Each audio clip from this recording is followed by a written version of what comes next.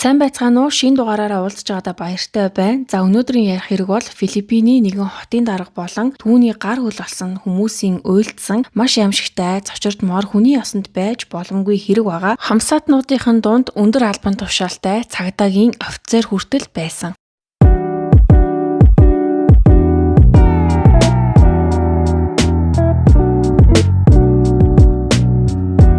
1993 оны 6 сарын 29-ний өглөө Филиппиний их сургуулийн кампус дотор байрлах эмэгтэйчүүдийн дотор байрны эзэгтээ нэгэн оюутан охин урд шөнө байранд ирж хоноогууд нь санаан зовж цагдаад мэдэгддэг. За тэр охиныг Мэри Эллен Сарменто гэдэг 21 настай хөдөө аж ахуйн чиглэлээр бакалаврын зэрэгээ хамгаалах гэж байгаа төгсөх курсын оюутан цагдаад мэдэгдсэний дараа удалгүй өглөөний 8 цагийн орчимд Эллений цогцос тамлуулж, доромжлуулж хүчирхийлэлд өртсөн байдалтайгаар ай модон дундаас олцсон. За түүний толгой хэсэг нь буудуулж маш хүчтэй гэмтсэн байсан. Нэг хэсэг нь одоо бүр дэлбэрчихсэн юм шиг, нэг нүд нь бүр байхгүй болчихсон, аманд нь алчуурж ихэд орчихсон байсан. Өмсөж явсан богинохон шорт нь шагаан хэсэг хүртлээ шувтраад унчихсан. За толгойн гэмтэл нь хит хүндээс учраас аав ээж нь түүнийг харангуйтаа шууд таниагүй, зөвхөн хацар дээр нь байдаг мингээр нь таньдаг. Кампус даяараа энэ аимшигтай мэдээг сонсоод шоконд орж айдас давтсан. Үүнээс судалгүй хэдхэн цагийн дараа хөдөө аж ахуйн оюутан 19 настай Аалан Гомez гэх эрэгтэй урд шөнө нь Эллентэй хамт явж байсан их ойр дотны найзууд байдаг. За гэтэл бас тэр ч мөн ялгаагүй тамлуулж, буудуулж, биеийн сумны шархтайгаар хогийн зэг дээр хаягдсан байдалтай олддог.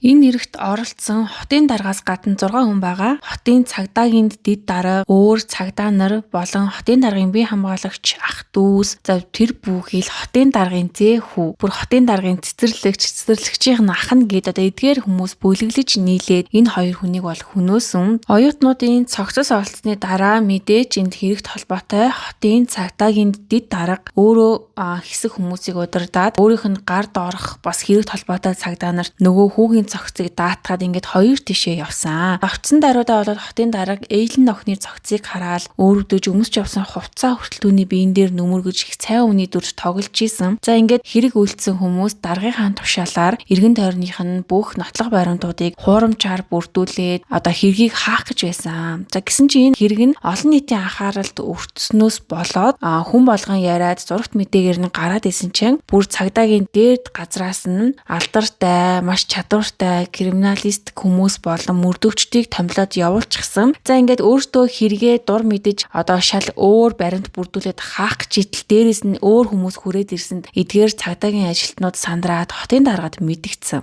Гэтэл энэ хотын дарга Антонио Санчез гэх этгээд нь та нар битгий санаа зов, энэ асуудлыг би зүгээр л ганц шинэ машины мөнгөөр л шийдчихнэ гэж хэлээд тэднийг тайвшруулсан. Хотын даргын хувьд этгээд хачирхалтай, сонин содон зан араншинтай, заримдаа бүр хүн ойлгоход бэрх зан авиртай гэдгээр бол алдартай байсан. Хөрөнгө чинээний хувьд Калаван хот даяараа эзэмшиж байсан эрх мэдэл нөлөө нь бол нилээд хүчтэй, бүр хувийн айрамтай гэж хүртэл яригддаг. Хууль бус мөрөгтэй тоглоомын сүлжээ болон олон жилийн турш хууль бусаар хоримтлуулсан хөрөнгө чинээ ихтэй гэж яригддаг байсан. За түүний ёс суртахууны хувьд ч гэсэн мөн адил үндэсний телевизээр их нэртэйгээ инээж зогсоод яриа өгж байхдаа надад олон найз охид, амаргууд, нууц эмэгтэйчүүд байгаа гэх зэрэг зүйлсийг ярьж байсан нь л олон нийтэд цацагдаад нилээд шүүмжлэлийг дагуулж байсан. Хачирхалтай. За тэр бол үргэлж гэгээн Мэригийн баримлын дэргэд зогсоод залбирч байгаагаар зургатаар гарч түүнд хайртай гэдгээ тунхаглаж байнгын л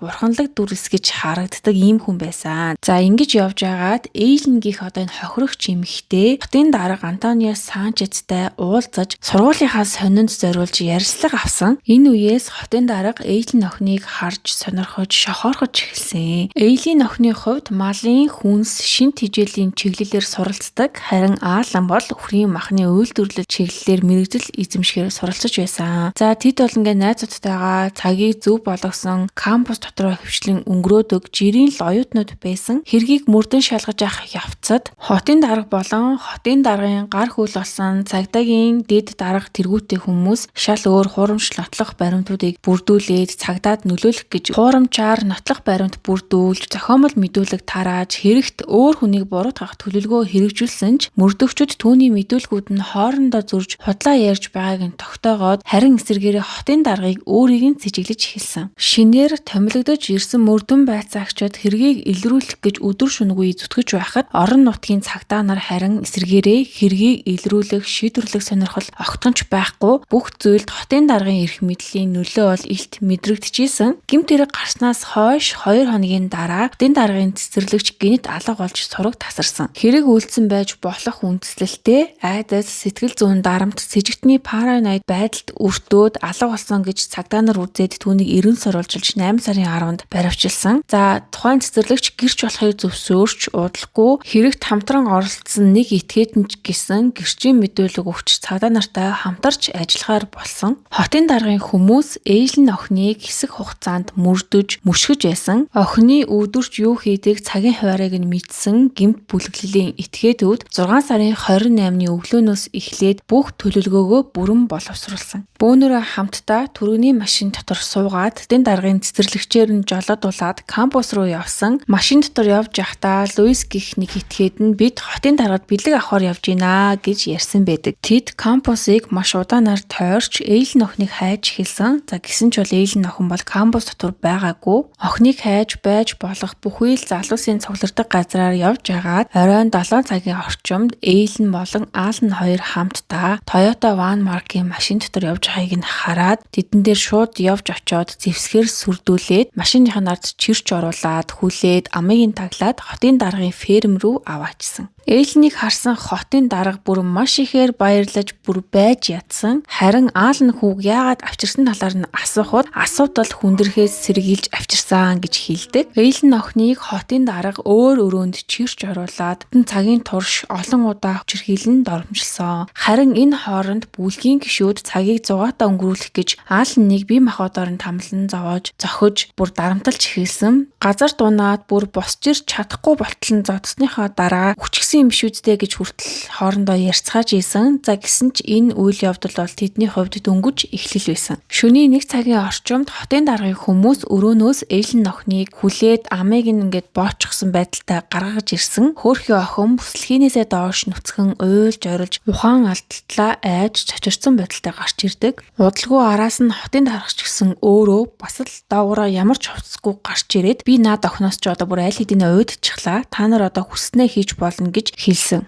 Дараа нь оюутнуудыг өөрсдийг нь унаж явсан Toyota Van маркийн машинд нь буцааж суулгаад цаашаа Калаван хот руу буцахаар хөдөлсөн. Харин араас нь цэцэрлэгч нь түрүүний машинаар дагаж хөдөлдөг. Түрүүний машин дотор явж исэн цэцэрлэгч нь тэдний урд явж байгаа фургон нь ганхаж найхаад одоо дотор нь өөмөө саман болж байгаа мэт харагдсан гэж хэлсэн. Удалгүй араас нь буун дуу гарч машин зогсоод цуснд будагдсан Ааланыг чирч гаргаж ирээд дахин нэг удаа толгоор нь буудаад хогийн цэг шиг газарт шидэж орхихыг нь харсан гэж хэлдэг. Цуваа машинууд цааш өргөжлүүлэн яваад чихрийн нишингийн талбай дээр очиод анх хотын даргад бэлэг авахар явж гинэ гэж машин дотор явж байхдаа ярьж байсан Луис гихч итгээд одоо бидний ээлж ирлээ гэж хэлээд бөөнөрөө нийлээд ээлж дараалан охиныг аимшигтайгаар хэрцгий хүчирхийлж эхэлсэн. Ээлэн охин тэр шөнө 7 эрэхтээд нэг шөнийн дотор ээлж дараалан зодуулж хүчирхийлүүлж байсан ч гэсэн амьд үлдэхийн тулд өвдөг дээрээ сүгдөөд уйлан өөрийг нь өршөөхийг гуйж байсан. За гисэн ч Луис бол охины аманд нь алчуурч ихэд яг нүрэлүнд буугаад чиглүүлж агаад буудаад хөнөөчихсөн. Дараа нь цэцэрлэгчид охины биеийг устгаараа гэж тушаал өгөөд өөртөө хэрхэн газраас явсан. Гэрчүүдийн мэдүүлгээр хэрэг үйлдсэн этгээдүүд буцах замдаа хийсэн зүйлсээрээ бахархаж таашаал авч баярлаж байсан талаар дурдсан байсан. Хотын даргыг 8 сарын 13-нд нь баривчилж шүүх хурал нь 16 сар үргэлжилсэн. Цагдаад баригдахдаа хотын дарга өөрийнхөө бүх оролцоог үүсгэж хэрэг гарсан шөнө өөр мужид нууц амрагийнхаа гэртээсэн гэж мэдүүлж байсан ч хангалттай их нотлох баримтууд байсан. Охины биеэс гарсан үрийн шингэний хэмжээ нь импланттай загсны савыг дүүргэхээр хэмжээнд байсан гэж бас зарим мэдээллүүдээр дурдсан байсан. Хотын дарга шүүх хурлынхаа үеэр би эмэгтэйчүүдийг хүчирхийлэх шаардлагагүй. Тэд өөртөө над руу хошуурцгаадаг гэж хүртэл хэлж ийсэн. Хэрэг хянан шийдвэрлэх явцад тэрээр өмгөөлөгчдтэйгөө санал зөрүүлдэж 3 хуулийн зөвлөхөө ажил талаас нь өөрсдийнх нь хүсэлтээр гаргуулж, зарим хуульчид нь өөрсдөө огцорч шүүх хурлыг дундаас нь хайж гарсан. 1995 оны 3 сарын 11-нд Санчез буюу хотын дарга болон түүний хамсаад 7 удаагийн ялын дээд хэмжээ авсан. За тухайн үед бол Филиппинд ялын дээд хорих хэмжээ нь 40 жил байсан байлээ. Үүн дээр нэмээд Санчез өөрийнхөө улс төртэй холбоотой эсрэг намынхаа хүний амь насыг хөнөөсөн хэрэгт бас буруутгагдаад тэр хэрэг дээр ч гэсэн ял аваад нийтдээ 9 удаагийн ялын дээд хэмжээ өгч нийтдээ 360 жилийн хорих ялтай болсон. Шүүхэн шийдвэр гарсны дараа ч гэсэн хотын дарга би энэ хэрэгт ямар ч холбоогүй, намайг улс төрийн зорилгоор ингэж гүтгэж шоронд хорилоо гэж зүтгэсээр байсан. Хотын даргын эхнэр ч гэсэн манай нөхөр хилс хэрэгээр хоригдсон. Тийм учраас хохирогчдын гэр бүлд бол 12 сая песогийн нөхөн төлбөрийг олгож чадахгүй гэж хэлээд ямар ч нөхөн төлбөр өгөөгүй. Хэрэг ингээд дууссангүй 2019 оны 8 сард гэмт хэрэг гарснаас хойш 26 жилийн дараа Филиппинд шинэ дулаан дийгдсэн. 2013 онд батлагдаж исэн сайн зан төлөвтэй сахилга баттай байсан хоригдлын хугацааг хөнгөлөөх, заримд нь суллагдах нөхцөл бүрдүүлэх зорилготой юм хууль байгаа. За Санчез болон бусад 11 мянган ялтан хуульд тэнцэн тохиолдолд суллагдах боломж нээж болцсохгүй гэсэн мэдээ бол олон нийтийг цочроож исэн. Хүмүүс ч гэсэн Санчез шиг онц ноттой гэмт хэрэгтэн суллагдаж болохгүй гэж бүр хөдөлгөөн хүртэл өрнүүлээд олон нийтийн хүчтэй эсэргүүцэл уур бухимдлын дараа эрх баригчид Санчезийг суллах эсэх нь ч эргэлзээтэй шалгагдаж байгаа гэж улс орныхныгоо тайвшруулсан байна. Тухайн үеийн ерөнхийлөгч нь энэ хэргийг бичлэн хянаж хотын дарга хасан Санчезийг суллуулах байх тал дээр анхаарч ажилласан. За тэрээр онц ноттой жигшүүрт гэмт хэрэгтүүдийг уг хуульд хамруулах боломжгүйг дахин батлаад сайн зан авир гаргасан хоригдлууд хугацааны хөнгөлөлт эдлэн гэсэн үндсэн зарчим дээр нь хүчингийн болон хүн амны ноттой хэрэг багтахгүй талаар тодорхой мэдэгдсэн. Санчезийн хувьд хоригдож авах хугацаанд ерөөсөө тийм сайн зан төлөвийн шалгуурд нийцэх ямар ч өөрчлөлт ахиц бол гаргаагүй байна. Харин ч шорон дотор дахин хууль зөрчсөн олон баримт ил болсон байдаг. За үүнд нь гэвэл 2006 онд хууль бус хар тамхи эзэмшсэн. 2010